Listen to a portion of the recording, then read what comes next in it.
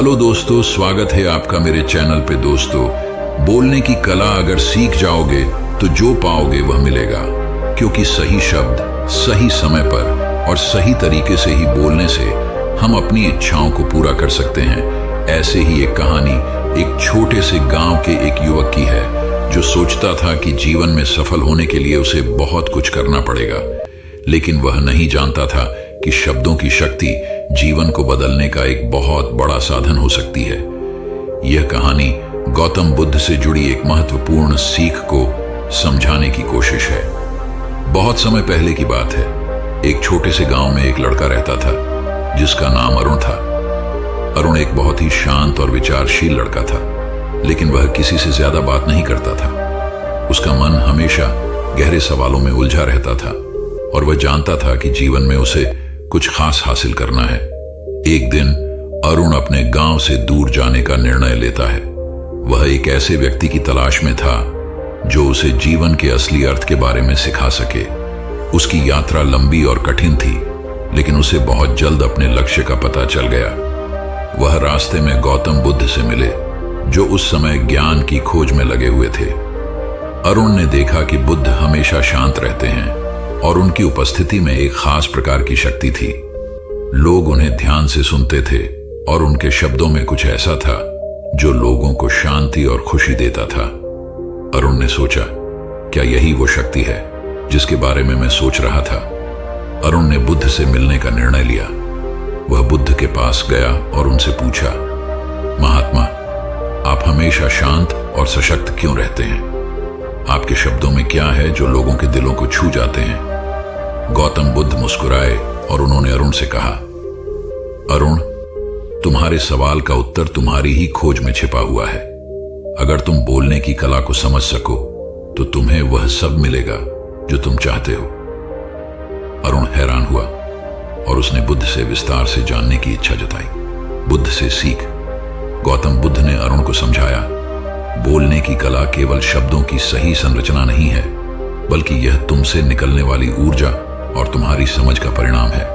तुम्हारे शब्दों में शक्ति तब आती है जब तुम अपने भीतर की शांति और समझ को पहचानते हो। अगर तुम अपने शब्दों का सही तरीके से उपयोग करते हो तो तुम न केवल अपनी बातों को प्रभावी बना सकते हो, बल्कि दूसरों के दिलों में भी शांति और संतुलन ला सकते हो। बुद्ध ने अरुण से कहा, हमेशा याद रखो कि शब्दों का प्रभाव बहुत गहरा होता है। अगर तुम किसी से प्यार से बोलोगे तो वे तुम्हारी बातों को गहरे से महसूस करेंगे। अगर तुम किसी से घृणा से बोलोगे तो वह उस घृणा को अपना लेगा। शब्दों में इतनी शक्ति होती है कि वे लोगों के मनोबल को भी तोड़ सकते हैं और उसे फिर से बना भी सकते हैं। अरुण ने बुद्ध के शब्दों को ध्यान से सुना और उनके बारे में सोचा। उन्होंने समझा कि बोलने की कला केवल शब्दों का सही चुनाव नहीं है, बल्कि यह हमारी भावनाओं, हमारे इरादों और हमारी समझ का प्रतिफल है। बुद्ध ने उदाहरण दिया, जैसे तुम किसी व्यक्ति को गुस्से में आकर बुरा बोल सकते हो और वह व्यक्ति चुप रहेगा, लेकिन वह गुस्सा उसके दिल में बैठ जाएगा। लेकिन अगर तुम उसी व्यक्ति से धैर्य और समझदारी से बात करते हो तो वही व्यक्ति तुमसे जुड़ने की कोशिश करेगा। अरुण की यात्रा। अरुण ने बुद्ध की शिक्षा को आत्मसात किया और धीरे धीरे उसे अपने जीवन में लागू करना शुरू किया। वह अपनी बातों को शांति से, प्यार से और समझदारी से रखने लगा। उसके शब्द अब दूसरों के दिलों में हलचल मचाने लगे। लोग उससे मिलने के लिए उत्सुक रहते थे, क्योंकि वह न केवल शांति और संतुलन की बात करता था, बल्कि वह अपने शब्दों से दूसरों को प्रेरित भी करता था। अरुण का जीवन बदलने लगा। उसने देखा कि जब भी वह सही शब्दों का प्रयोग करता, वह अपनी मंजिल के करीब जाता था। लोग उसकी सलाह सुनते, उसकी मदद के लिए तैयार रहते और उसकी उपस्थिति में शांति महसूस करते।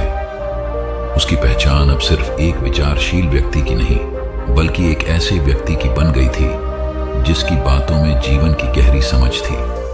धीरे धीरे अरुण ने यह सिखा लिया कि बोलने की कला केवल एक बाहरी कौशल नहीं, बल्कि एक आंतरिक शक्ति है।